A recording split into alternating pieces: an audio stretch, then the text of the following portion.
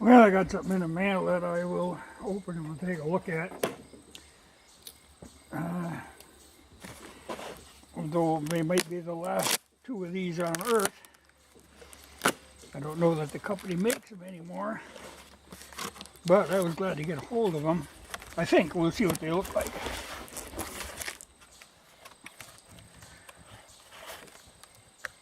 Figure out the packaging. Yeah, it's different. What they are is a saw case or a cover for a regular handsaw.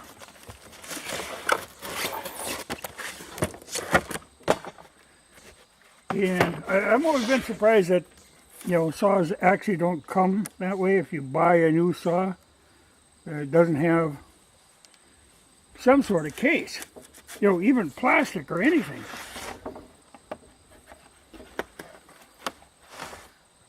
But they don't. The one time I did have one that had a very flimsy plastic case that, immediately broke. It wasn't good for anything. I suppose it made it easier to ship, it was all.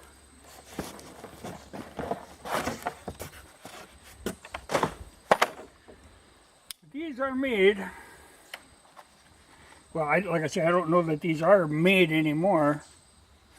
It was the company is Klein, K-L-E-I-N. Yeah, the stock number is 5502. You look it up, maybe you can still get them, but this is what they call a vulcanized fiberboard, and then riveted. But it's to keep a regular handsaw from getting dulled or from cutting up everything in your toolbox. Upside down, I guess. Like I say, it would make sense, for a saw to come with something like that.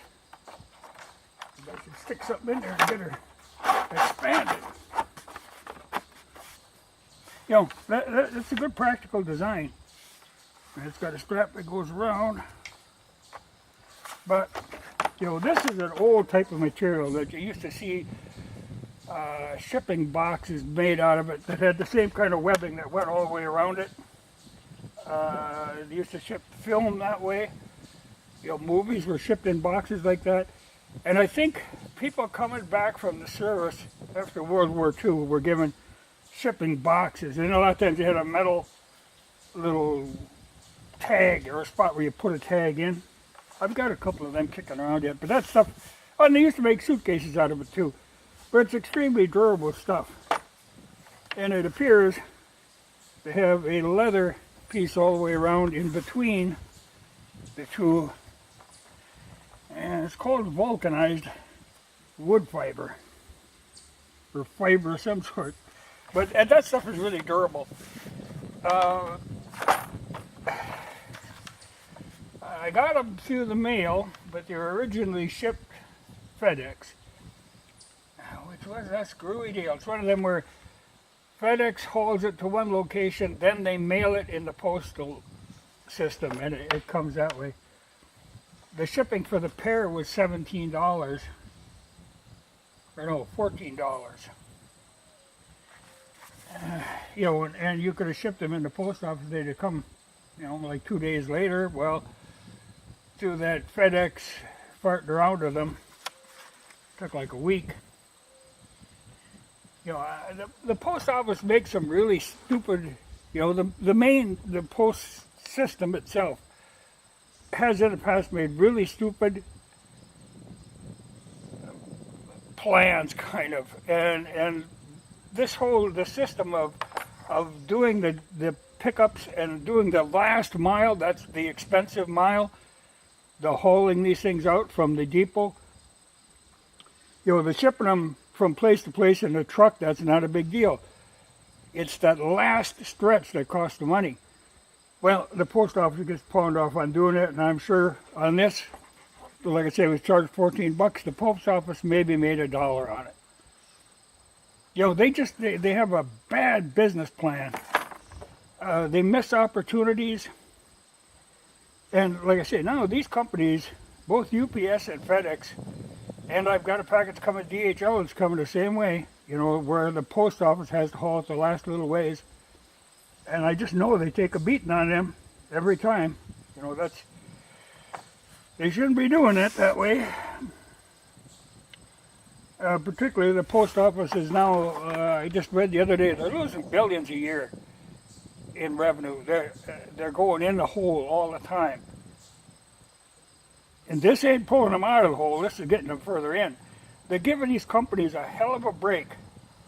And the funny part was, now I'm out there to pick it up at the mailbox, talking to the mailman, and at that moment the FedEx truck drives by.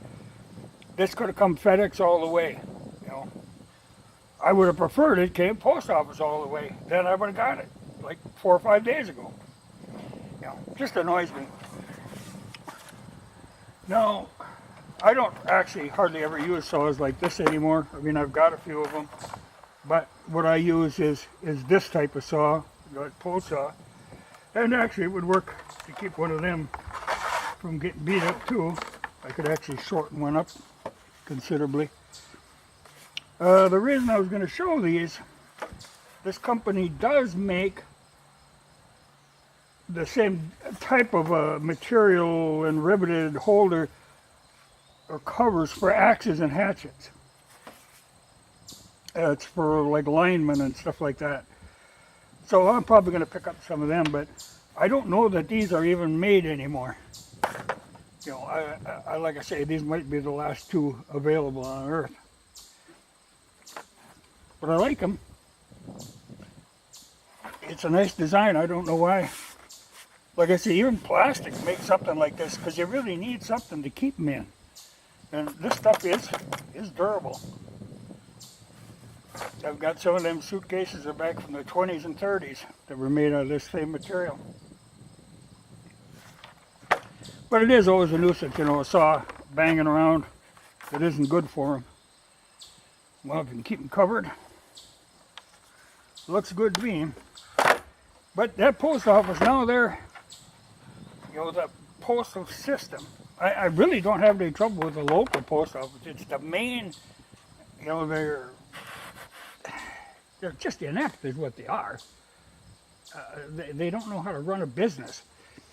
I know, I just read the other day now they want to, what is a postage now, I think a stamp is like 49 cents. Well, they want the ability to raise that without any oversight. You know, because normally the federal government kind of keeps them in line. They want to get rid of that so they can raise it to cover their costs.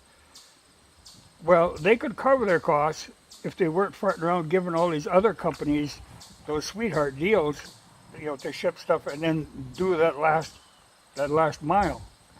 Those other companies are skimming the cream off and leaving the skim milk for the post office. It's just a bad way of doing it. You know, it always, you know, there's other things done like that too, like the privatized prison system, where all of a sudden you find, you know, they've got to run at maximum capacity, so you find that judges and district attorneys are invested in the private prison system, and it's to their advantage to keep them full, so keep slamming them in prison, you know, keep them things perking. You know, it should be considered a very unfortunate thing that you even have to have a prison, and that you can make a profit by keeping them full. That's just shameful. But again, you know, we've got, like I said before, we got a horrible healthcare system, we got a horrible prison system, we got a horrible legal system. Sometime, if people ever really looked at it, they'd realize just how far down on the scale, when you compare us to other countries, how far down we really are. You know, even on our education system, all that stuff. We keep telling ourselves we're the best. Facts don't show that. Facts show that there's money to be made. Like now, I just happened to see, I'm getting off track again, but I tend to do that, where the company that used to be called Blackwater until they got in a jam, and it's like a lot of companies, you get in a jam, well, they change your name. Well, they changed their name to something else. Now they want to privatize the war in Afghanistan. They want complete control over that. You know, you pay them so much, they'll fight your war for you. We're in the mercenary business. It's like the British when they hired all them Hessian soldiers to come over. That's a shameful way of doing things. But I don't see it changing. But I'm going to actually order a couple of those axe covers. There's 2 different sizes. Most of the axes I have come with leather covers on them. But I'd be curious to try these. I think these sturdy things. But, you know, made in this country, it's the kind of thing that you won't find anymore. So I grab things like that while I can.